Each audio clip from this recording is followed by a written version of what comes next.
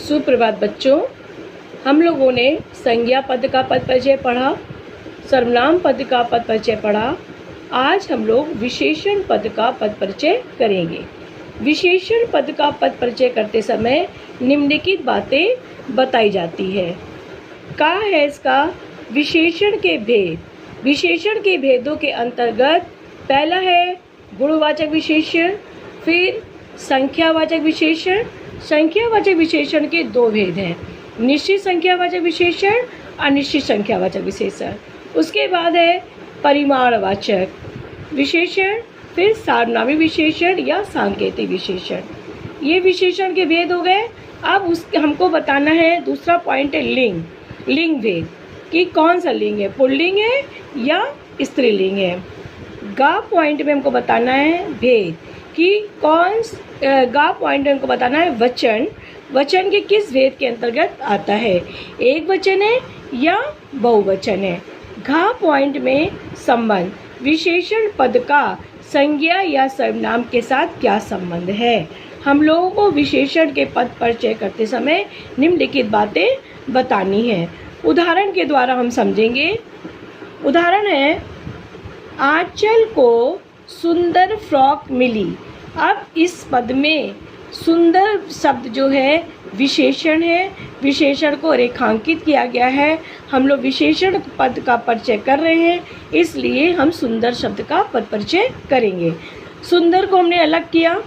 अब हमको ये पहचानना है ये शब्द क्या है। ये है विशेषण। विशेषण के भेद के अंतर्गत कौन से भेद में आता है, तो ये गुणवाचक विशेषण है। फिर लिंग क्या है, स्त्रीलिंग। वचन क्या है, एक वचन। उसके बाद है फ्रॉक संज्ञा की विशेषता बता रहा है, तो ये संज्ञा की विशेषता बता रहा है, तो इसलिए विशेषण हुआ। अब उदाहरण नंबर 2 के द्वारा हम लोग इस बात को और अच्छी तरह समझ सकते हैं। उदाहरण है, ये छात्र बहुत चतुर है। अब देखिए, इस उदाहरण में 2 को अंडरलाइन किया गया है, रेखांकित किया है। पहले चतुर, उसके बाद पहले बहुत, फिर उसके बाद चतुर। तो अब हमको पद परिचय देना है बहुत का। बहुत का पद परिचय देते समय हम देखेंगे ये क्या है, तो ये बहुत विशेषण है। अब विशेषण में कौन सा विशेषण है, अब चतुर भी विशेषण है, बहुत भी विशेषण है। चतुर की विशेषता बता रहा है, तो जो शब्द विशेषण की विशेषता बताता है उसे प्राविशेषण कहा जाता है। तो ये बहुत जो शब्द है ये प्राविशेषण है। परिमाणवाचक विशेषण है, मात्रा बता रहा है, पुल्लिंग है, बहुवचन है। चतुर विशेषण की विशेषता बता रहा है। ठीक है, अब हम लोग चतुर का पद परिचय करेंगे।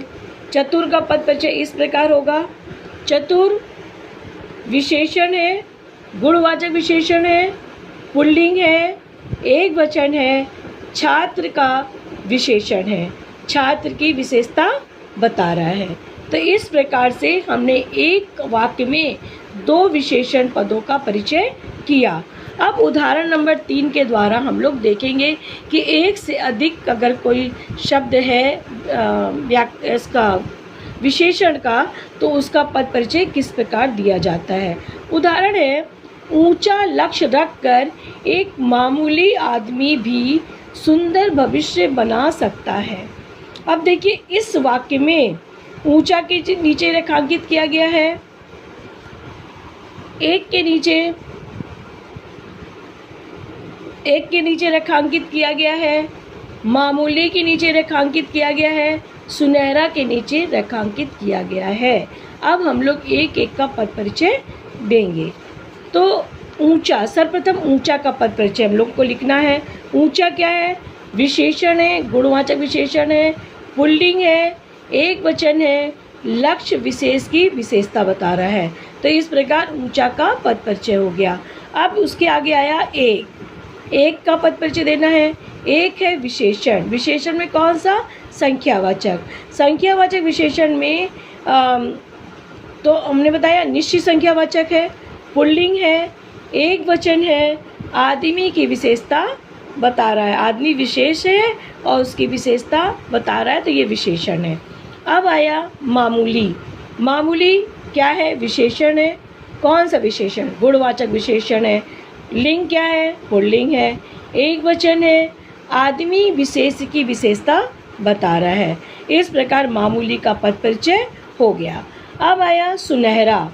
सुनहरा भी विशेषण है। विशेषण में कौन सा विशेषण? गुणवाचक विशेषण, पुल्लिंग, एक वचन, भविष्य। भविष्य है इसका विशेष, उसकी ये विशेषता बता रहा है। इस प्रकार से हम लोग विशेषण का पद परिचय करेंगे।